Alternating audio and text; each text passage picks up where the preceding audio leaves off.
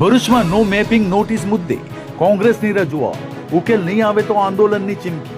ભરૂચ જિલ્લામાં મતદાર યાદીની ખાસ સુધારણા પ્રક્રિયા દરમિયાન નો મેપિંગ અને લોજિસ્ટિક કારણોસર મોટી સંખ્યામાં મતદારોને અપાયેલી નોટિસને લઈ વિવાદ ઉભો થયો છે.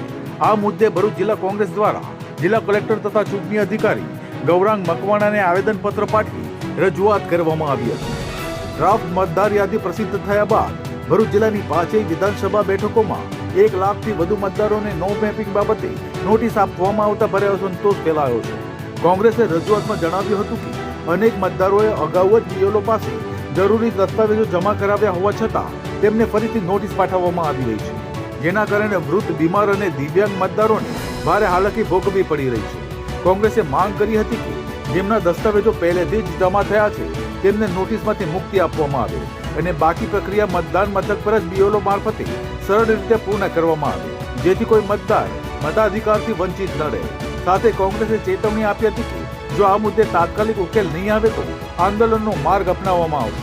આ કાર્યક્રમમાં જિલ્લા કોંગ્રેસ પ્રમુખ રાજેન્દ્રસિંહ રાણા, શહેર કોંગ્રેસ પ્રમુખ સલીમ અમરાવતી, પાલિકાના વિપક્ષના નેતા શમશાદ અલી સૈયદ સહિત કોંગ્રેસના આગેવાનો અને કાર્યકરો ઉપસ્થિત રહ્યા હતા.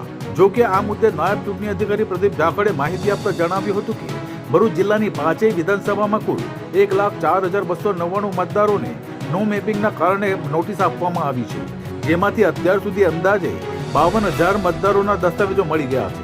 સિસ્ટમમાં નામ અટક કે અન્ય વિગતોમાં ફેરફાર હોય તેવા જ કેસમાં જ દસ્તાવેજો લેવાઈ રહ્યા છે અને જરૂરી હોય ત્યારે જ મતદારોને બોલાવવામાં આવી રહ્યા છે. કામગીરી ચાલી રહેલી છે. ભરૂચ શહેર અને જિલ્લામાં, ખાસ કરીને શહેરમાં સૌથી વધારે નોટિસો આપેલી છે, જિલ્લામાં બી નોટિસો છે. ત્યારે 2002 ની કામગીરી મતદારીમાં નામ છે, 2025 ની બી મતદારીમાં નામ છે, એનું પ્રૂફ છે. છતાં પણ એને નોટિસ આપીને પ્રાંત ઓફિસમાં કે મામલતદાર ઓફિસમાં હાજર રહેવા માટે નોટિસ આપો.